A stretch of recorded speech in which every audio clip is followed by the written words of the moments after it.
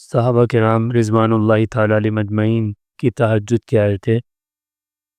اب کچھ واقعات تابعین کی تہجد سے متعلق ہیں۔ حضرت سعید بن مسیب رحمۃ اللہ علیہ ایک جلیل القدر محدث اور تابعی ہیں۔ مورخین نے آپ کے حالات میں لکھا ہے کہ آپ نے 50 سال تک عشاء کے وضو سے فجر کی نماز پڑھی ہے، یعنی عشاء کی نماز کے بعد سے مسلسل عبادت میں مشغول رہتے، فجر تک وہی وضو چلتا، درمیان میں سونے کی نوبت نہیں آتی تھی۔ حضرت علی بن حسین رحمۃ اللہ علیہ کے متعلق لکھا ہے، جن کو زین العابدین کہتے ہیں، ان کا لقب ہے زین العابدین۔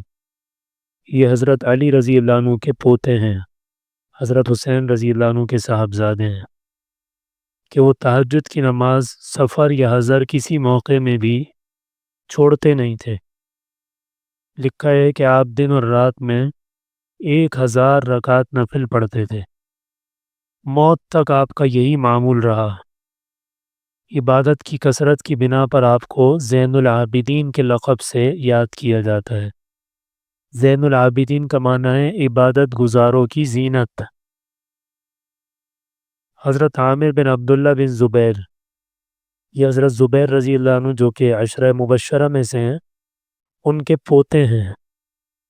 حضرت عامر بن عبداللہ بن زبیر رحمۃ اللہ علیہ مسجد نبوی میں عشاء کی نماز پڑھ کر اپنے گھر تشریف لے جانے کا ارادہ فرماتے تو کسی دعا کا خیال پیش آ جاتا تو فوراً راستے ہی میں ہاتھ اٹھا کر دعا شروع فرما دیتے اور صبح کی اذان تک دعا فرماتے رہتے۔ پھر مسجد میں تشریف لے آتے اور عشاء کے وضو سے فجر کی نماز ادا فرماتے۔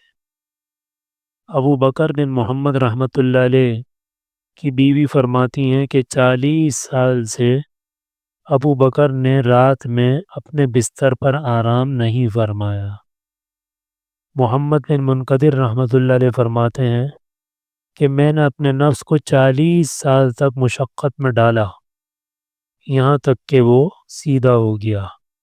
اللہ تعالی ہم سب کو بھی نظرات کی اتباع کی توفیق عطا فرمائے۔